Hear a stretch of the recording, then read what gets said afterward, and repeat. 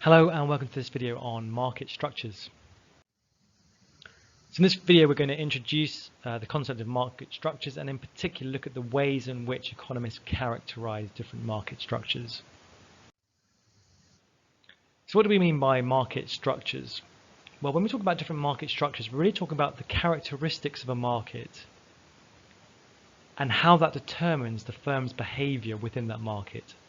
So if we're talking about the farming market, or if we're talking about the mobile phone handset market, we're looking at trying to describe the characteristics there and then how that affects how firms behave in that market. So when we're talking about characteristics, we normally focus on 5 different types. First of all, we talk about the size and number of firms in the market. Are there lots of firms? Are they big? Are they small? Then we tend to talk about barriers to entry or exit, and this is effectively how easy it is for firms to enter or leave this market.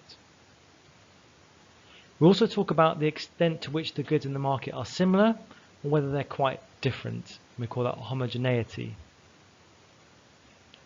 We talk about the level of knowledge shared by firms in the market. And finally, we talk about the extent in that market as to how much the actions of one firm affect another firm, interdependence. So we're going to go through each of these characteristics in more detail. So often we talk about barriers to entry within a market. And effectively a barriers to entry is talking about how easy it is for new companies or new businesses to enter that particular market.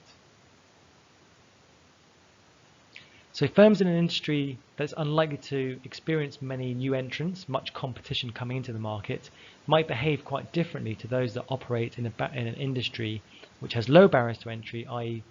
competitors can enter the market quite easily. So on the right hand side we have some examples of things that cause barriers to entry. Economies of scale, vertically integrated supply chains, brand and consumer loyalty, technological advantages, or maybe it's certain expertise or reputation. Some additional barriers that we should be aware of: takeovers and acquisitions, product differentiation, capacity expansion, limit pricing, predatory pricing, patents, and legal barriers. So we may prevent people entering the market because we have taken over that particular business or acquired that particular business. It might be difficult for people to enter the market because our product is very different, quite unique, and they can't compete. Maybe we have such a large capacity that we benefit from economies of scale and our costs are too low for them to compete with.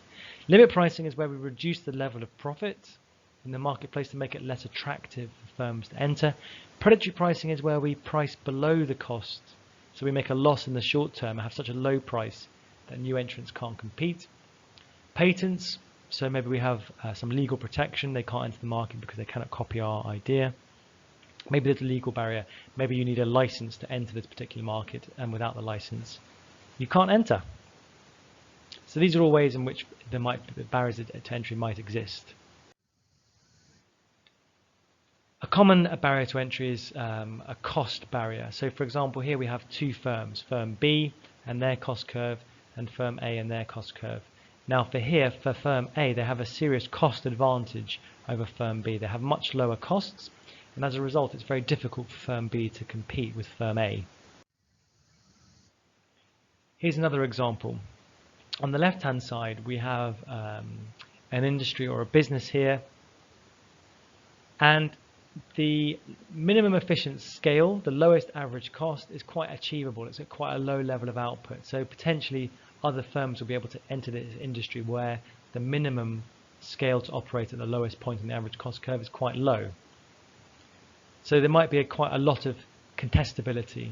So there might be a lot of firms that can compete in this market.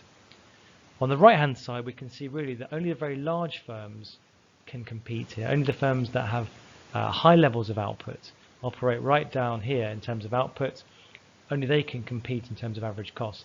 So we're much more likely to have low levels of contestability and fewer firms in this market. Often we call these markets natural monopolies, where you have to be very, very large in order to benefit from the lowest average cost. and as a result, low levels of competition. Sometimes we have barriers to exit, so actually it might be quite hard for a firm to leave the industry. Or it might be that it costs quite a lot to leave the industry. So for example, selling off stock or premises, making staff redundant. We might have contracts in place that mean we can't just renege on the contract and leave the industry. However, these are normally quite low. Okay, our next characteristic is about homogeneity of the product. So goods which are quite identical we call homogeneous goods. So for example, coal. Coal from one company is very similar to coal from another company. A vegetable from one farmer is very similar to a vegetable from another farmer. So these firms tend to have less control over their market. Goods which are differentiated we call non-homogeneous. So branding, for example, may be a way to achieve this in the fashion industry. As a result, these firms have much more control over their market and more control over the price they're able to charge their customers. Our third characteristic is about knowledge. We talk about the different levels of knowledge within a market. So when we talk about perfect knowledge or perfect information, this means that buyers and sellers in this market have lots of information about prices, about different types of products, and about levels of output. This information is easily available. So for example, in farming, we know the price of a tomato and what a tomato is. When we don't have perfect knowledge, or there's a lack of knowledge in the market, we call it asymmetric information or imperfect knowledge. And where this exists, firms will have more control over their market. So for example, in pensions, it's hard for someone taking out a pension to know exactly what is a good deal or exactly how that money should be invested to provide them with a pension. As a result, pensions firms have more control over their market than farmers do. Our fourth category was about interrelationships. And so here we have two types. We have independent firms, where as they act has little impact on any other firm in the industry. And we have interdependent firms, and that's where the actions of one firm does have an impact on other firms within the industry. So with these five characteristics in mind, so the number and size of firms, and then barriers to entry exit, homogeneity, knowledge, and interdependence, we can use these characteristics to describe different types of market. And we're really going to look at four different types of market: perfect competition, imperfect or monopolistic competition, oligopoly, and monopoly. And we're going to go through and look at these different markets and look at the characteristics that these particular markets have and how they affect the behavior of firms within those markets. So in this video, we've looked at the different ways that economists tend to characterize market structures. And that's it. Thank you very much for listening.